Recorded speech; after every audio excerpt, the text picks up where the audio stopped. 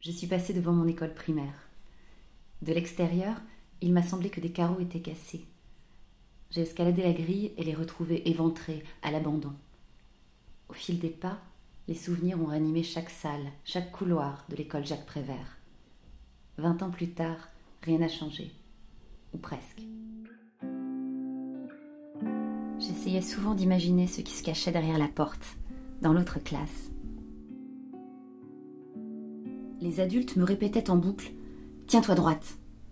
À 11 ans, je mesurais 1,68 m et chaussais du 40. J'aurais bien voulu les y voir. Nous avions passé 6 mois à apprendre à utiliser un compas. De toute ma vie, on ne m'a plus jamais demandé de faire une rosace. Mais pour sûr, en cas d'urgence, j'en serais encore capable.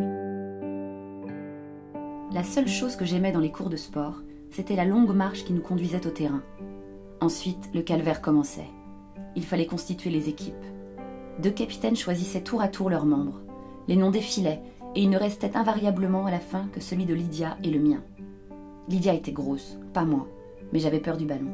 Les autres ne voulaient pas d'une poule mouillée dans leur rang. Je le comprenais et proposais d'être remplaçante, mais c'était sans appel. Le foot comptait dans la moyenne. Il fallait faire un effort. Lydia et moi étions donc répartis équitablement dans les équipes.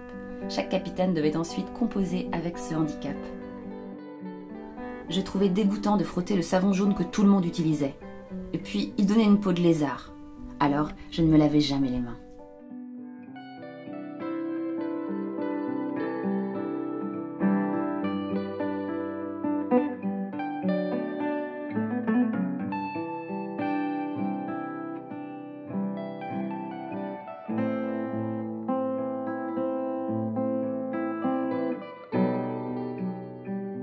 Freddy avait l'oreille percée.